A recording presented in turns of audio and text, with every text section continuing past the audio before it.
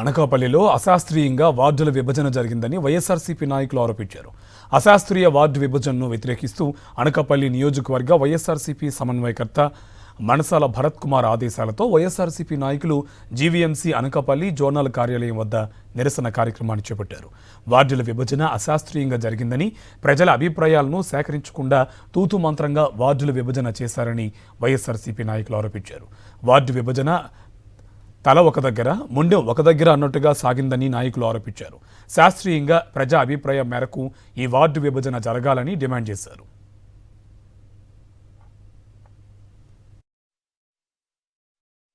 జనాభా ఆధారంగా విడగొట్టారా, భౌగోళికంగా ఆధారంగా విడగొట్టారంటే వాళ్ళు సమాధానం చెప్పలేని పరిస్థితుల్లో ఇద్దరు అధికారులు ఇక్కడ నామకాన్ని కూర్చోబెట్టడం జరిగింది.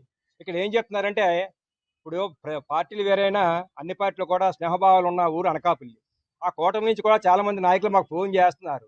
ఇది అనకాపల్లిలో ఇద్దరు కార్పొరేటర్కు ఆశిస్తున్న ఇద్దరు వ్యక్తులు చేసిన ఒక అవగాహన లోపంతో ఈ తాలూకా పని అంతా వచ్చింది తప్ప మిగతా ఎవరికి దీంట్లో ఎటువంటి పాత్ర లేదని వాళ్ళు కూడా మాకు ఫోన్ చేసి చెప్తున్న విషయాలు మీ ద్వారా తెలియజేస్తున్నాం.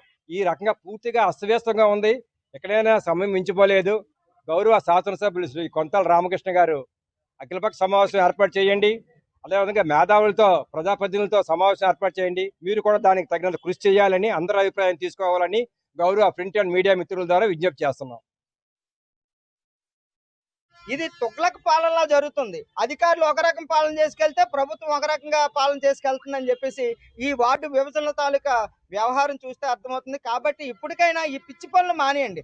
ప్రజలకు మీరు ఏదైతే చేస్తామన్నారో అది చేస్తే మీరు 98 వార్డులు కూడా నిక్కచ్చిగా ఏదైతే ధైర్యంగా పెట్టొచ్చు. కానీ ఈ రోజు మీరు ఇచ్చిన మాటను తప్పి ఈ రోజు ప్రజలకు ఏమీ చేయలేని పరిస్థితిలో 120 అని ఒకడంటాడు, 150 అని ఒకడనే పరిస్థితి ఈ రోజు మీలో మీకే గందరగోళం సృష్టించుకొని అది ప్రజల మీద గందరగోళం సృష్టించి ఎవడు ఎక్కడున్నాడో కూడా తెలియని పరిస్థితిని మరి ఈ రోజు మీరు సృష్టిస్తున్నారు. ఎన్ని ముక్కలు చేసినా, ఎన్ని చెక్కలు చేసినా సరే వైఎస్ఆర్ కాంగ్రెస్ పార్టీ అభ్యర్థులు అత్యధిక మెజార్టీతో గెలవడం ఖాయం.